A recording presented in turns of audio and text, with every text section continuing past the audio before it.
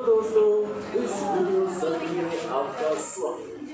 इसमें हम धातु और अधातु के जो है वो भौतिक गुणधर्म के बारे में पढ़ेंगे कि धातुएं और अधातुएं जो है वो उनके क्या भौतिक गुण हैं, धातुओं के भी और अधातुओं के। ठीक है, तो यहाँ पर देखो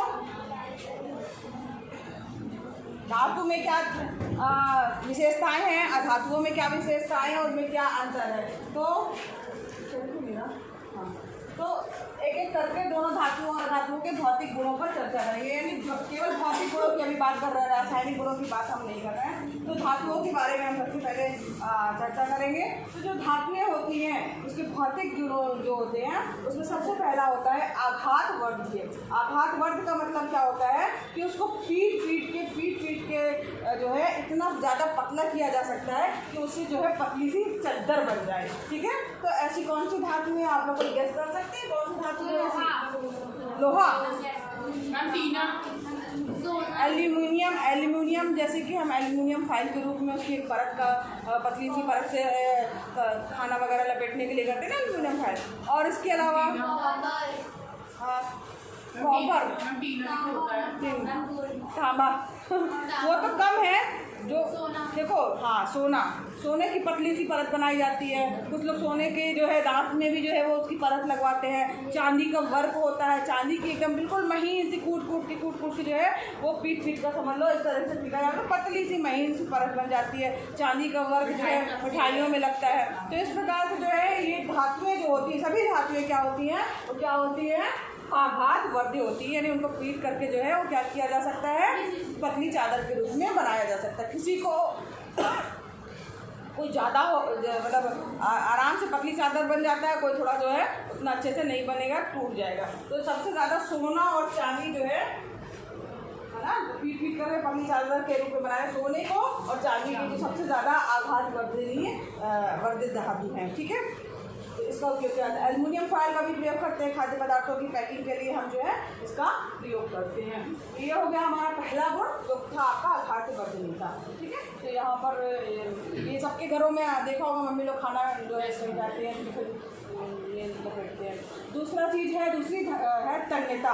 ठीक है, तो ये तन्यता क्या चीज़ होती है? तन्यता मतलब होता तन्ना समझ लो ना, यानी इसको खींचना, यानी उनको खींचा जा सकता है और खींच करके इतना जो है वो खींचा जा सकता है जो पतली तार के रूप में बन जाता है। ठीक है, तो ऐसे जो है खींचने की क्षमता को जो है क्या कहा जाता है, तन्यता कहा जाता है। और इसमें जो है धातुओं को, हर धातु को जो है थोड़ा बहुत खींचा जा सकता है।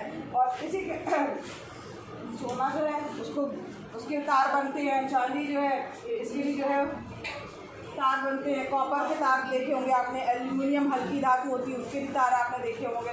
तो यहाँ इन सब ये धातुएं जो है वो क्या होती है, वो तन्य होती है, उनकी तार बनाई जा सकती है। ठीक है, तो यहाँ पर ये तीसरा गुण हम पढ़ेंगे तो धातु ऊष्मा के सुचालक। ठीक है, तो ये जो भी धातुएं होंगी वो क्या होंगी, ऊष्मा की क्या होंगी, सुचालक होगी। यानी कि उसमें ऊष्मा जो है एक जगह से दूसरी जगह जो है वो पहुँच जाएगी। कैसे होगी, इसके लिए हम एक्सपेरिमेंट करते हैं, धातुओं में ऊष्मा का संचालन कैसे हम हो सकता है। तो उसके लिए जो है यहाँ देखो एक एक्सपेरिमेंट करते हैं। इसमें जो है एल्यूमिनियम की तार ली है हमने, एक स्टैंड में उसको क्लिप की सहायता से फंसा दिया, तार है। ठीक है, अब यहाँ पर हमने एक मोम की सहायता से क्या लगा दिया है, एक आलपिन लगा दी है।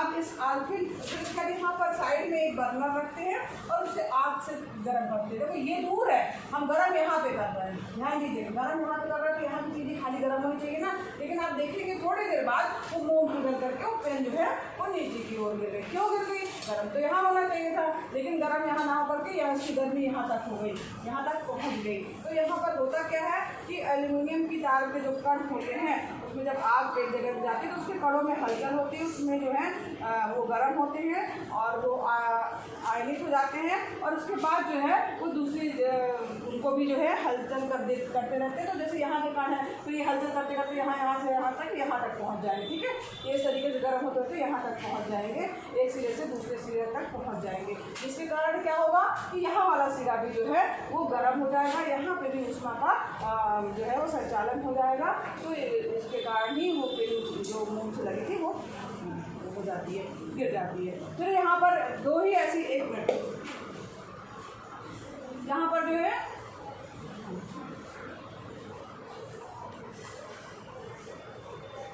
हाँ, यहाँ पर देखो लेड तथा मरकरी, ये जो दो धातुएं हैं ये क्या है, ऊष्मा की कुचालक है। लेड धातु है और मरकरी भी धातु है, लेकिन केवल ये दो धातुएं ऐसी हैं जो ऊष्मा की कुचालक है, उस पर जो है वो ऊष्मा जो है वो नहीं प्रसारित होती है, दूसरी तरफ जो है नहीं जाती है या उनकी पर उनकी प्रसार नहीं होता। ये क्या है, ऊष्मा के कुचालक है। बाकी सभी धातुएं क्या है, ऊष्मा की कुचालक है। ठीक, तो ये हमारा तीसरा गुण था। अब हम बात करते हैं चौथे गुण की। तो ये धातु विद्युत के भी सुचालक होते हैं, गुड कंडक्टर होते हैं। ठीक है, तो यहाँ पर जैसे इसके लिए आपने देखा होगा कि जो बल्ब वगैरह होता है उसमें टंगस्टन धातु प्रयोग की जाती है। चांदी की भी धातु जो है, चांदी हो गया, कॉपर हो गया, सोना हो गया, एल्यूमिनियम हो गया, टंगस्टन हो गया, ये सब क्या है, वो विद्युत के सुचालक है, गुड कंडक्टर हैं। यानी कि अगर उसमें लाइट है, बिजली है, तो उसके तार जो है, आपने कभी देखा होगा कॉपर वायर बनते हैं, एल्यूमिनियम के तार बनते हैं ना, लाइट वो खंभों में जाने के लिए आपने देखा होगा छोटे बड़े से एल्यूमिनियम के तार लगे रहते हैं घरों में, जो होता है बिजली कनेक्ट उसमें उस तार का प्लेट रहता है। पांचवा इनका गुणधर्म है वो क्या होती है, धातुएं जो है वो चमकदार होती है, कुछ चमक होती है, कुछ ना चांदी में भी चमक देखी होगा आपने, कॉपर में भी, सोने में भी, यानी धातुएं क्या होती हैं, एक चमकदार जो है उसमें गुण होता है, उसमें जो है शाइनिंग होती है। ठीक है, चांदी, कॉपर, सोना, इन सभी में जो है क्या होती है, चमकदार का चमकती है, वो चमकदार का गुण होता है। अब इसके बाद इसका नेक्स्ट गुण है धातुएं जो होती हैं वो आमतौर पर कठोर होते हैं। कठोर होते हैं मतलब कि सोडियम और पोटेशियम को छोड़ करके। तो ये जो जितनी भी धातुएं आप देखेंगे, चाहे आयरन है, चाहे कॉपर है, चाहे एल्यूमिनियम है, वो क्या होती है, कठोर, ठोस द्रव गैस होती है ना, तो ठोस यानी कि कठोर रूप में होती हैं। आयरन, कॉपर, एल्यूमिनियम ये सब कठोर धातु है। सोडियम और पोटेशियम जो है वो नरम धातु है, मतलब इस तरह से होती है, उनको चाकू से आप काटना चाहें तो उससे भी आप काट सकते हो सोडियम को। और नेक्स्ट इसका जो गुणधर्म है वो है धातु जो होती है वो कमरे के तापमान पर जो है वो क्या होते हैं, ठोस की अवस्था में रहते हैं। लेकिन एक धातु है जो कमरे के तापमान पर ठोस नहीं होती बल्कि द्रव होती, कौन सी धातु, पारा। ये क्वेश्चन आता है, कई बार आता है, पूछा जाता है कौन सी धातु कमरे के तापमान पर द्रव की अवस्था में रहती है। नेक्स्ट इसका गुणधर्म है धातुओं के गलनांक एवं क्वथनांक जो है वो बहुत अधिक होते हैं सोडियम और पोटेशियम को छोड़ करके। ठीक है, जिनके गलनांक और क्वथनांक कम होते हैं, बाकी सभी धातुओं के गलनांक और क्वथनांक जो रहेंगे वो क्या रहेंगे, ज़्यादा रहेंगे। जैसे कि यहाँ पे चांदी की बात की जाए, इसका गलनांक कितना है, 1535 डिग्री सेल्सियस। नहीं सॉरी, चांदी नहीं, लोहा है, ठोस लोहा जो है वो पिघल जाता है 1535 डिग्री से उच्च तापमान पर द्रव लोहे में बदल जाता है, तभी वो लिक्विड, मतलब इतना ज़्यादा उसको टेम्परेचर मिलेगा तब वो जो है उसमें बनेगा, द्रव वाले इसमें रूप में आएगा। अगला नेक्स्ट जो है इनका धातुओं का, धातुएं जो होती हैं वो उच्च घनत्व वाली होती हैं, सोडियम और पोटेशियम को छोड़ करके जो भी धातुएं होती हैं वो क्या होती है, उच्च घनत्व वाली होती हैं। और धातु जो है वो भारी पदार्थ है। घनत्व का मतलब हुआ कि उसका कई डेंसिटी जो है वो ज़्यादा रहेगा। लोहे का घनत्व 7.8 ग्राम प्रति सेंटीमीटर क्यूब दिया हुआ है। तो यानी धातु क्या हो। और नेक्स्ट इसका गुणधर्म है ध्वनिक होती है, यानी कि धातु अगर किसी चीज़ से टकराएंगी है ना तो वो कुछ ना कुछ आवाज़ जरूर करेगी। धातु जो है कठोर सतह से टकराने पर जो है वो आवाज़ उत्पन्न करती है, इसलिए हम कहते हैं कि धातु जो है क्या होती है, ध्वनिक होती है। ठीक है, ये इसके गुणधर्म होगा। सारे पॉइंट पर जैसे घंटी इसके लिए प्रयोग किया जाता है, इस गुण के कारण ही घंटी बनाई जाती है। गिटार वगैरह में जो तार होते हैं ध्वनि निकलती है, उसमें भी उसके तार प्रयोग किए जाते हैं। तो ये इस प्रकार धातुओं के गुणधर्म थे। अब बात करते हैं अधातुओं की। तो यहाँ पर अधातुओं के भौतिक गुणधर्म जो होते हैं तो बिल्कुल जो है धातुओं से अपोजिट होते हैं, ज़्यादातर क्या होते हैं, अपोजिट होते हैं। जैसे अधातुएं ना तो आघातवर्ग होती है और ना ही तन्य होती है, मतलब उनको ना ही क्या किया जा सकता है, पतली चादर के रूप में बनाया जा सकता है, ना ही उनका तार बनाया जा सकता है। तो उनको ऐसे पीटेंगे तो टूट जाएगा, बिखर जाएगा। ठीक है, तो ये क्या हो गई, अधातुओं का पहला गुणधर्म हो गया। जो कि इसको अलग अलग भी लिख सकते हैं दो भागों में कि आघातवर्धनीयता नहीं होती है उसमें और ना ही उसमें तन्यता होती है अधातुओं में। फिर अधातुएं जो होती हैं विद्युत की और ऊष्मा की जो है वो क्या होती है, कुचालक होती हैं। ठीक है, तो यानी ना ही उसमें से विद्युत बह सकती है, ना ही उसमें से ऊष्मा एक स्थान से दूसरे स्थान पर पहुंच सकती है। धातुओं की बात हो रही है और ये अधातुओं की। इसमें इलेक्ट्रॉन जो है वो स्वतंत्र अवस्था में आ जाते हैं और फैलते हैं, उस इलेक्ट्रॉन को भी एक्टिव कर देते हैं। सल्फर और यहाँ पे देखो 2 फास्फोरस ग्रेनाइड ये जो है अधातु में, इनको छोड़ करके बिजली का अच्छा संचालक जो है। अब यहाँ पर अधातुओं में ग्रेफाइट की अगर बात कर रहे हैं तो ये इसमें देखो यहाँ पर जो ग्रेफाइट है, ठीक है, तो ये सिर्फ ये ऐसी अधातु है जो ग्रेफाइट क्या है, एक अधातु है। पेंसिल वगैरह आपने देखा होगा उसमें जो काली से चीज़ दिखाई देता है नोक, वो ग्रेफाइट का ही होता है ये। लेकिन ग्रेफाइट जो होता है वो विद्युत का जो है वो क्या होता है, सुचालक होता है, ठीक है। तो आपने देखा होगा सेल वगैरह में काला काला सा बना रहता है ना। हाँ, तो यहाँ स्वतंत्र इलेक्ट्रॉन जो है इसमें होते हैं जो कि एक जगह से दूसरी जगह पर विद्युत का चालन करते हैं। ग्रेफाइट की बात कर रहे हैं ये थे। तो जैसे कुछ ऑप्शन होता है ना कि यहाँ कोई अलग चीज़ होती है। फिर अधातुएं जो होती है चमकदार नहीं होती, जबकि धातुएं क्या होती है, चमकदार होती है, ठीक है। इसकी सतह चमकीली नहीं होती है, सल्फर हो गया, फास्फोरस हो गया, ठीक है। आयोडीन एक ऐसा धातु है जो चमकीला होता है। अब इसमें भी कोई कुछ ना कुछ ऐसी चीज़ें होती हैं, कोई अलग चीज़ होती है जिसमें वो विशेषता नहीं होती, तो उसको याद कर लीजिए। जैसे आयोडीन की अगर हम बात करें तो ये एक ऐसी अधातु है जो कि क्या है, चमकीली होती है, बल्कि सभी अधातुएं क्या होती है, चमकीली नहीं होती, केवल धातुओं में ही चमक पाई जाती है। मगर आयोडीन ऐसी अधातु है जो कि क्या होती है, चमकीली होती है, ठीक है। इस प्रकार से जो है अधातु जो है आमतौर पर मुलायम होते हैं, है ना, तो जब वो क्या थे, कठोर थे। लेकिन हीरा भी क्या है, एक धातु नहीं है वो, लेकिन वो सबसे ज़्यादा कठोर होता है, तो वो उसका ऑप्शनल है कि भाई हाँ वो हीरा बहुत कठोर है। अधातुएं कमरे के तापमान पर द्रव और गैस हो सकती है, ठीक है।